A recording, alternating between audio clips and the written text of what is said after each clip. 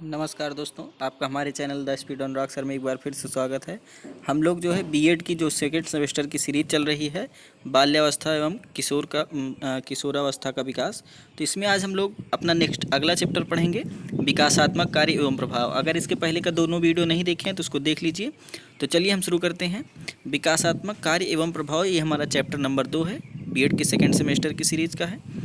तो अब सबसे पहली चीज़ तो क्वेश्चन देख लीजिए कि इसमें क्या क्वेश्चन बन सकता है। तो इस चैप्टर में केवल 4 क्वेश्चन बन सकते हैं। पहला क्वेश्चन, बाल्यावस्था की प्रमुख विशेषताएं बताइए, चाहे ये क्वेश्चन आ जाए, या बाल्यावस्था के विकासात्मक कार्य का वर्णन कीजिए, या फिर ये क्वेश्चन आ जाए कि बाल्यावस्था में शिक्षा के स्वरूप का वर्णन कीजिए, या फिर ये क्वेश्चन आ जाए किशोरावस्था की प्रमुख विशेषताएं बताइए, या फिर क्वेश्चन आ सकता है कि किशोरावस्था के विकासात्मक कार्य का वर्णन कीजिए तथा इसके शिक्षा के स्वरूपों का वर्णन करें। या फिर मान लीजिए ये सब नहीं आता है तो क्या क्वेश्चन बन सकता है कि विकास को प्रभावित करने वाले तत्वों का वर्णन कीजिए और विकास की सभी अवस्था में इसका प्रभाव बताइए।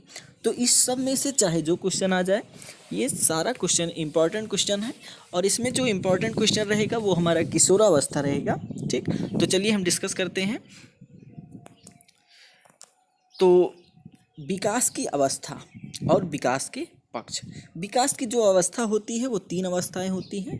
पहला शैशवावस्था, मतलब जन्म से लेकर के 2 या 3 वर्ष तक शैशवावस्था रहती है। उसके बाद बाल्यावस्था, ठीक, ये हमारी 11 से 12 वर्ष तक रहती है। उसके बाद हमारी किशोरावस्था। तो ये 3 अवस्थाएं हमारी हैं और इन तीनों अवस्थाओं में जो विकास होता है वो किस प्रकार से विकास होता है। पहली चीज़ तो शारीरिक विकास होता है, मानसिक विकास होता है, सामाजिक विकास होता है, नैतिक विकास होता है, सांवेगिक विकास होता है और क्रियात्मक विकास होता है। आप इसमें से शारीरिक विकास तो समझ ही रहे होंगे कि हमारे शरीर में जो परिवर्तन होते हैं वो हमारे शारीरिक विकास हैं। मानसिक विकास की मतलब कि बालक का जो मस्तिष्क होता है उसका विकास किस प्रकार से होता है वो हम मानसिक विकास में पढ़ते हैं।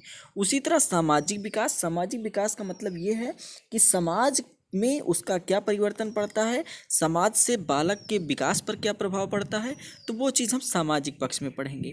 वही चीज़ नैतिक पक्ष है कि मतलब कि व्यवहार किस प्रकार कैसे रहना चाहिए, उसके लिए नैतिक पक्ष है। और सांवेगिक पक्ष का मतलब ये है कि जैसे किसी को क्रोध आना, गुस्सा करना, घृणा करना, रोना, ये सब जो है हमारा सांवेगिक विकास है। और उसके बाद क्रियात्मक पक्ष।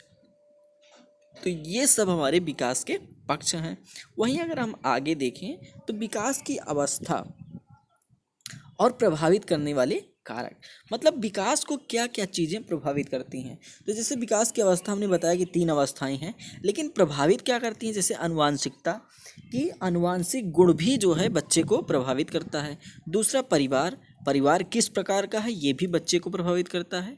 मित्रों का समूह, मतलब बच्चा जिस मित्र मंडली में रह रहा है वो मित्र मंडली कैसी है ये भी प्रभावित करेगी। विद्यालय प्रभावित करेगा कि बच्चे का विद्यालय कैसा है। अध्यापक प्रभावित करेंगे कि बच्चे जिस अध्यापक से शिक्षा ग्रहण कर रहे हैं वो अध्यापक कैसे हैं। पास पड़ोस के जो लोग हैं वो भी बच्चे की विकास को प्रभावित करेंगे। उसी तरह आर्थिक स्थिति, घर की आर्थिक स्थिति भी बच्चे के विकास को प्रभावित करती है। वहीं शारीरिक व मानसिक विकास की मतलब बच्चे के शारीरिक व मानसिक विकास किस प्रकार हो रहा है ये भी जो है बच्चे की विकास को प्रभावित करता है। तो चलिए हम एक एक बिंदु पर डिस्कस करेंगे। तो सबसे पहले हम पढ़ेंगे कि बाल्यावस्था की क्या क्या विशेषताएं हैं। तो समझिए कि बाल्यावस्था में सबसे पहली विशेषता जो होती है वो शारीरिक विशेषता होती है। और बाल्यावस्था को देखिए लिखा है, बाल्यावस्था को 6 वर्ष से लेकर 12 वर्ष के बीच का समय माना गया है। मतलब 6 वर्ष से लेकर के 12 वर्ष के बीच का जो समय होता है उसे हम बाल्यावस्था कहते हैं। और 6 या 7 वर्ष की आयु के बाद बालक में शारीरिक और मानसिक स्थिरता आ जाती है। मतलब जो बालक होता है वो शारीरिक और मानसिक रूप से स्थिर हो जाता है। स्थिर होने का मतलब ये है कि उसका शरीर थोड़ा मजबूत हो जाता है और उसका जो क्या कहते हैं दिमाग जो है वो स्थिर हो जाता है।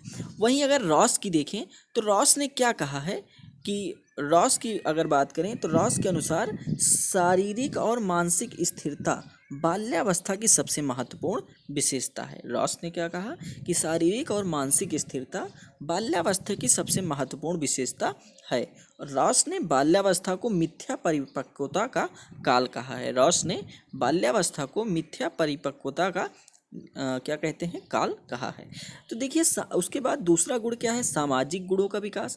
तो इसमें जो है देखिए जो इम्पोर्टेंट है, मुझे कहा गया, कुछ लोगों ने कहा कि जो इम्पोर्टेंट है उसी पर वीडियो बनाइए, तो इसलिए जो है मैं लिख दिया हूँ, हेडिंग आप याद रखे रहिए, तो मैटर आप याद कर लें, मतलब मैटर आप लिख लेंगे।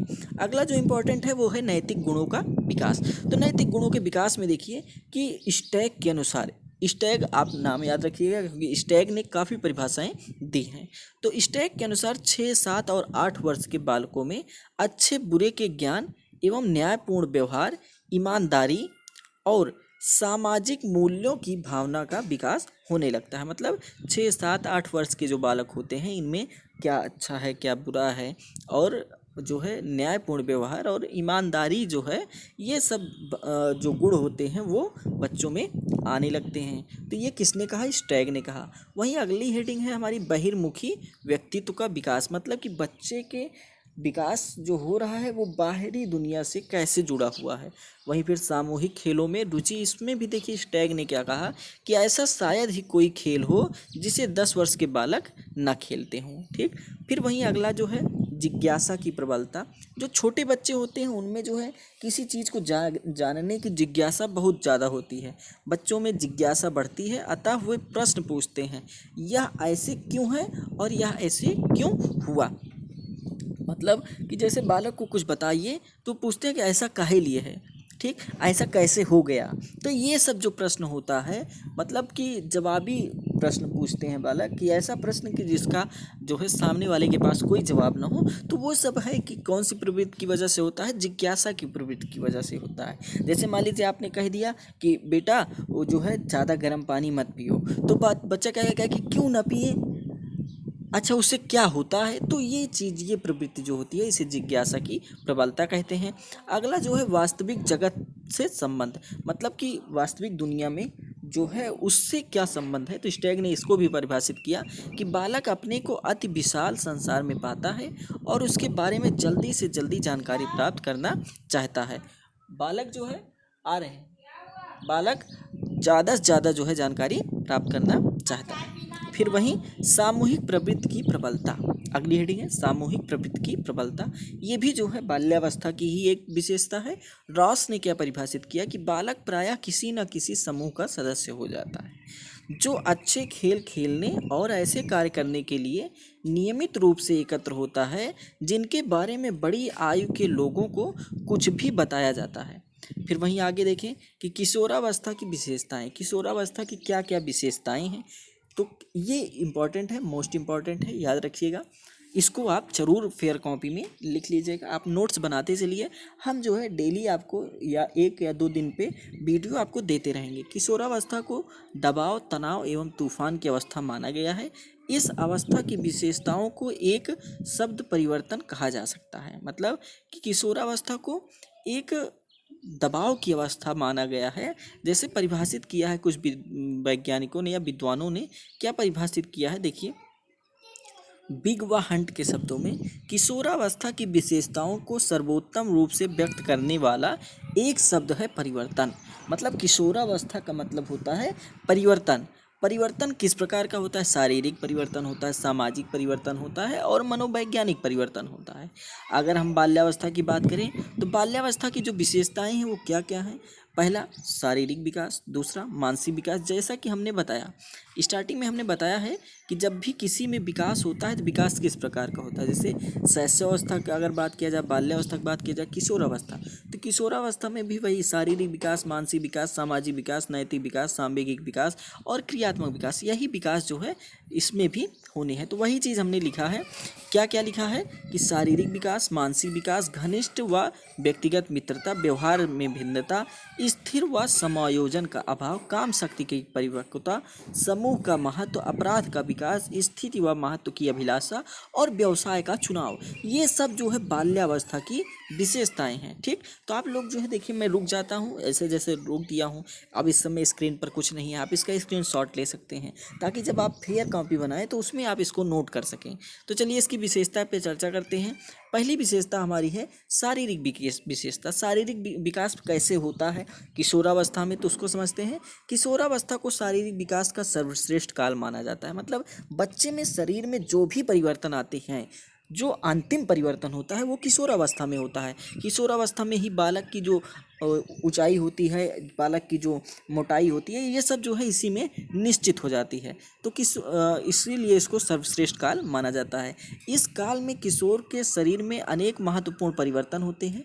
क्या क्या परिवर्तन होता है देखिए, भार, लंबाई में तीव्र वृद्धि, मांसपेशियों और शारीरिक ढांचे में दृढ़ता, किशोरों में दाढ़ी और मूंछ की रोमावलियों एवं किशोरियों में प्रथम मासिक स्राव के दर्शन, ये सब विशेषताएं हैं कि शारीरिक विकास में क्या क्या होता है। वहीं अगर परिभाषा की बात करें तो कोलोसनिक की परिभाषा क्या है कि किशोर और किशोरियों दोनों को अपने शरीर और स्वास्थ्य की विशेष चिंता रहती है। किशोरावस्था में दोनों में ये गुण पाया जाता है कि दोनों लोग अपने स्वास्थ्य के प्रति बहुत सचेत रहते हैं। किशोरों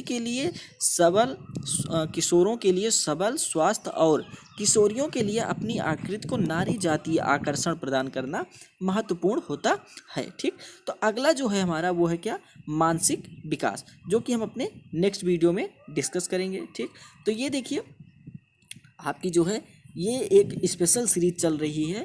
ये एक सर हैं, मेरे भी सर हैं, हमको भी इन्होंने पढ़ाया है और इनकी जो है 30 वर्षों का इनका अनुभव है। ये वीडियो आप ज़रूर देखें। आप प्ले लिस्ट में जाएँ, सुपर 30 मैथ लिखा हुआ है, या आप सर्च कर लें मैथ बाई आर के वाई सर, या आप सर्च कर लें प्रॉफिट लॉस बाई आर के वाई सर, तो आपको ये मिल जाएगी। ये वीडियो आप एक बार ज़रूर देखें, मेरे कहने पर देखें प्लीज़। और धन्यवाद। चैनल को सब्सक्राइब नहीं किया है तो सब्सक्राइब कर लें अगर आपको अच्छा लगे तब। अगर आपको ये लगे कि हाँ आपके लिए यूजफुल है तो सब्सक्राइब कर लें, नहीं तो कोई बात नहीं।